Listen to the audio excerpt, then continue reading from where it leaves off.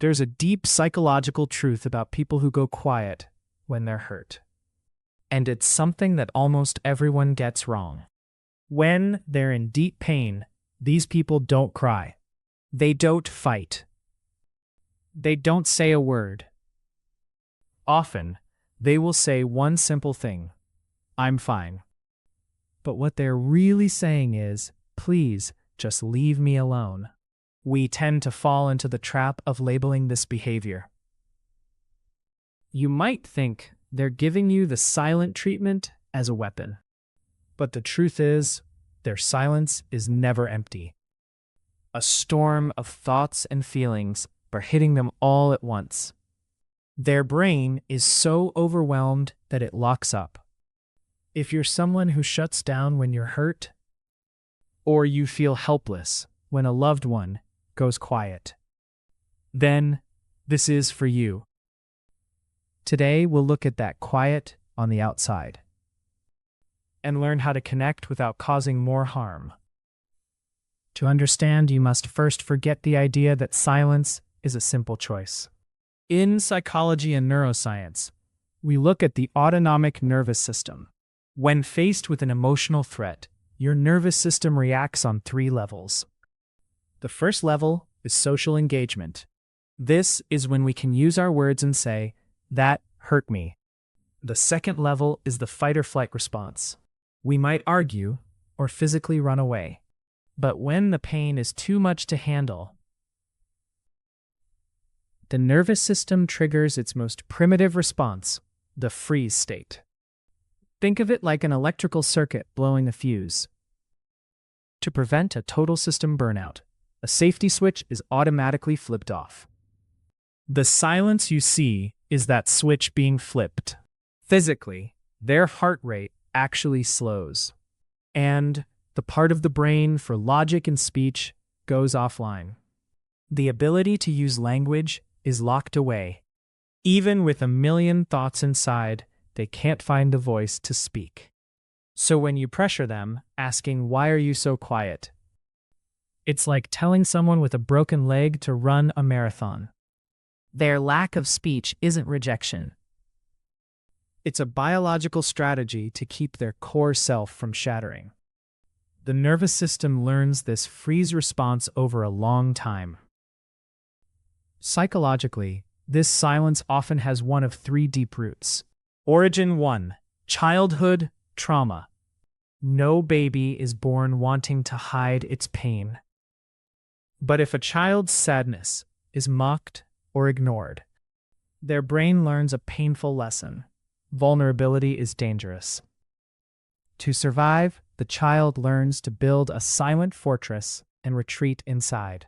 Origin 2: the scars of a toxic relationship. Perhaps you tried to share your feelings, but your words were twisted against you. You learned that speaking only makes the pain worse. Silence became safer than trying to be understood. Origin 3: your natural brain wiring. Some people need to talk to understand how they feel. Others must process everything internally before they can speak.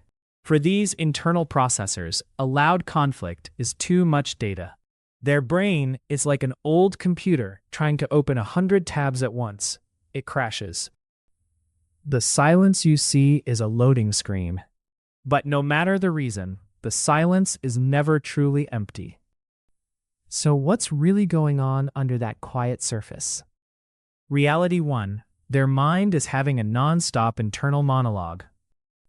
Their brain is actually working at incredible intensity. In the silence, thousands of questions crash together. They are trapped in an analytical labyrinth with no clear way out. Reality 2: they use silence to protect the relationship. Every person has a psychological window of tolerance. When they are hurt, they are shoved outside this window. They know that if they speak now, it won't be healthy. It will be verbal shrapnel that could cause lasting scars. Reality 3: the more you demand, the more they withdraw. Every demand for them to talk pushes them deeper into freeze. It validates their deepest fear, that their feelings are an inconvenience. This is how an invisible wall is slowly built between people. But this silence is not a permanent state.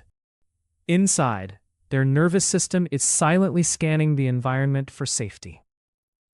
What they crave is acceptance for their quiet. If you can give them space, it sends a powerful message. You are safe here. That single act helps their system feel safe enough to melt the freeze. But if their silence is met with irritation, they log it as unsafe. No fight happens, but trust dissolves without a single word. So, how do we reach a heart that has closed itself off? The relief they need comes from one idea: presence without demands. If you love someone who goes quiet, the best gift is patient understanding. Instead of demanding an answer, give them space. Try using a gentle phrase to de-escalate their nervous system. Stepping back is not abandonment, it is an act of love.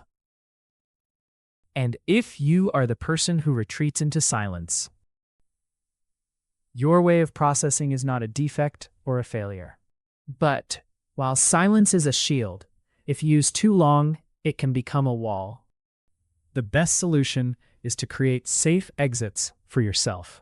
Try offering a brief signal, like a few words or a quick text.